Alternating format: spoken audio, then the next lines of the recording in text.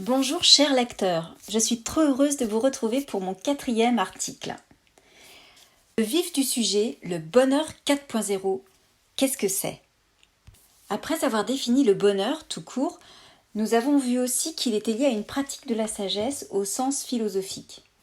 Je vous propose de nous arrêter sur la terminologie 4.0, ou plus globalement X.0. En effet, elle fait référence à la révolution industrielle depuis le XVIIIe siècle jusqu'à nos jours. Ce concept est apparu pour la première fois au CeBIT à Hanovre en 2011. CeBIT, ça veut dire Zentrum für Büroautomation, Informationstechnologie und Telekommunikation. En français, c'est le Salon des technologies de l'information et de la bureautique. C'est le plus grand salon des technologies de l'information du monde. Il existe depuis 1986 et il se déroule au parc d'exposition d'Hanovre en Allemagne. On peut y voir toutes les nouvelles technologies numériques émergentes, leurs interconnexions, leurs possibilités de communiquer entre elles, ou en résumé, toutes les applications possibles. Aujourd'hui, la 4e révolution industrielle est en marche.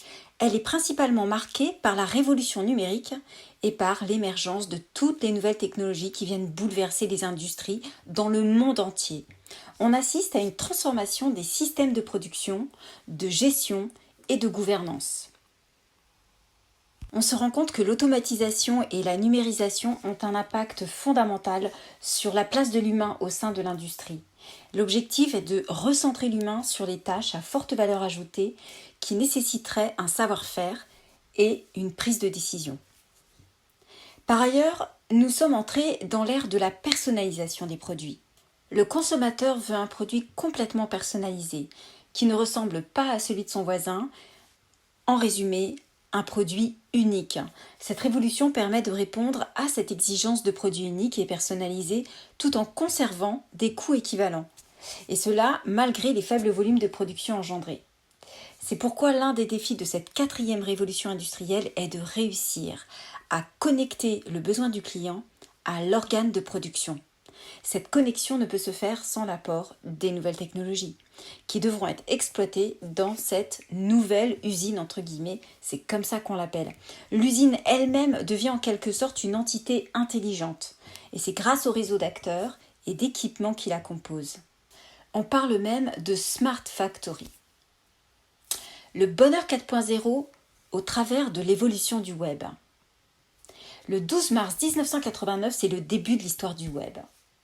Tim Berners-Lee, chercheur britannique, crée le World Wide Web au CERN, qui est l'Organisation européenne pour la recherche nucléaire. Jusque-là, on avait effectivement un certain nombre d'informations qui circulaient grâce à des ordinateurs qui étaient connectés ensemble à distance. Ces échanges étaient réservés principalement à des chercheurs, des universitaires, des scientifiques, des militaires. Et Tim Berners-Lee décide d'ouvrir cet accès aux échanges d'informations au plus grand nombre, en soumettant un texte intitulé « Gestion de l'information, une proposition ». Quel chemin parcouru! Il publie le premier site internet en 1991 et il ouvre le World Wide Web au grand public en 1993. Ce site permet alors de consulter des pages interconnectées via des liens cliquables et les pages sont hébergées sur un serveur grâce à un navigateur. Il est alors possible de passer d'un contenu à l'autre en cliquant sur différentes pages et différents liens. Ça nous paraît tellement simple aujourd'hui.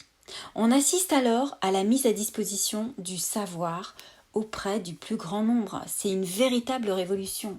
C'est une manière de démocratiser le savoir sans qu'il soit séquestré par une poignée d'experts qui peuvent susciter un sentiment d'exclusion. Ce savoir facilement accessible qui permet de se sentir compétent, n'est-il pas une des composantes du bonheur ? Alors, comment est-ce qu'on est arrivé au Web 4.0 ? On va commencer par l'histoire, le Web 1.0. Le Web 1.0, c'est le Web traditionnel, c'est la mise en ligne des données et ça correspond aux années 1990. Le web donne accès à du contenu. C'est en quelque sorte un magazine ou bien un centre de documentation ou encore un catalogue de produits en ligne. Le contenu est statique. Les couleurs sont vives et variées. Rappelez-vous, le GIF, créé en 1996, est utilisé à outrance. Le temps de chargement d'une page est particulièrement lent. L'utilisateur a une place limitée, il est peu sollicité et son rôle est plutôt passif. Il faut attendre encore un peu pour voir le web s'imposer comme un véritable outil social. À l'époque, on a environ 19 000 sites web. Le web 2.0. On parle alors du web social. C'est le web participatif et ça correspond aux années 2000. Le web se démocratise et se dynamise. Il permet aux utilisateurs d'échanger et de partager des informations et du contenu, comme du texte ou encore des images ou des vidéos. La structure des données est bien définie, mais le contenu n'est pas encore interprété sémantiquement par des machines. L'interprétation se fait uniquement par l'utilisateur. L'utilisateur n'est donc plus passif. C'est à lui de rechercher l'information via un moteur de recherche. On le sollicite de plus en plus pour lui demander son avis. L'utilisateur devient un acteur collaboratif et partage ses données avec d'autres utilisateurs. Les blogs apparaissent et viennent renforcer cette interaction entre les utilisateurs. On assiste également à l'émergence des réseaux sociaux avec Twitter, Facebook, YouTube qui contribuent à partager de plus en plus de contenu, pas toujours qualitatif. Et oui, on peut constater que le web 2.0 a commencé à révolutionner la communication, notamment via le lien social, composante majeure du bonheur, comme l'a démontré l'étude Harvard citée précédemment. En 2004, on est alors à peu près à 57 millions de sites web. Voyez l'évolution. Le web 3.0, c'est le web sémantique, c'est la personnalisation, c'est la mobilité, l'expérience utilisateur. Et là, ça commence à partir de 2010. La commercialisation du premier iPhone en 2007 a contribué à l'explosion du nombre d'utilisateurs mobiles. La multiplication des smartphones, des tablettes, des bracelets connectés, des montres intelligentes, des applications ou tous ces autres supports donnent le ton. Le web 3.0 s'adapte à tous les écrans. C'est le web dans la poche ou encore ce qu'on appelle the mobile first. On conçoit un site web avant tout pour le mobile. Le web 3.0 est centré sur l'expérience utilisateur.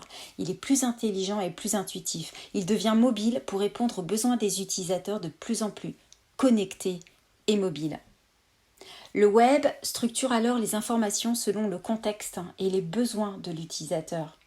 Il prend en compte ses préférences et sa localisation. C'est une base de données immense avec une abondance de liens et de données. Les technologies de recherche proposent des filtres personnalisables pour améliorer l'expérience de l'utilisateur. On est dans la simplicité et la facilité. Le Web 3.0 nous permet d'être de plus en plus connectés avec notre tribu, les gens qu'on aime, c'est que du bonheur. En 2012, on compte 582 716 657 sites web. Yes!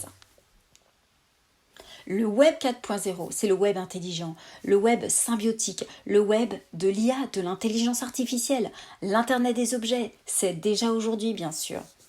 Avec le web 3.0, le mobile a révolutionné le web en séparant l'Internet de l'ordinateur pour permettre une connectivité permanente. Cela impacte de plus en plus la vie quotidienne. Aujourd'hui, les pages web se comptent par milliards et font d'Internet le premier outil de communication. Et le big data ne fait que commencer. Plus on utilise des données, plus on en génère et plus l'IA se régale. Le web 4.0, c'est la symbiose entre l'homme et la machine. Il offre des connexions entre des personnes et des machines. Il crée des données interactives pour un nouvel Internet symbiotique. C'est un monde connecté et actif, avec des systèmes d'auto-apprentissage ou apprentissage automatique, qui apprennent non seulement à nous connaître, mais surtout à nous comprendre via l'intelligence artificielle. Il s'agit du machine learning. Donc, la personnalisation est poussée à l'extrême. Le Web 4.0 communique avec les utilisateurs de la même manière que les gens communiquent entre eux. les exigences du Web 4.0 sont l'ubiquité, l'identité et le lien. Il accompagne l'utilisateur encore plus loin, et notamment via des objets intelligents. Grâce au Web 4.0, on peut avoir le sentiment d'être écouté et compris. Pour conclure, nous avons vu que le bonheur avait traversé des siècles entiers. On en parle depuis toujours car il est comme une pépite. Il attise la convoitise. Le bonheur était-il plus facile hier ? Sera-t-il plus accessible demain ? Dépend-il du contexte ou de l'environnement ? Rendez-vous mercredi prochain. À bientôt!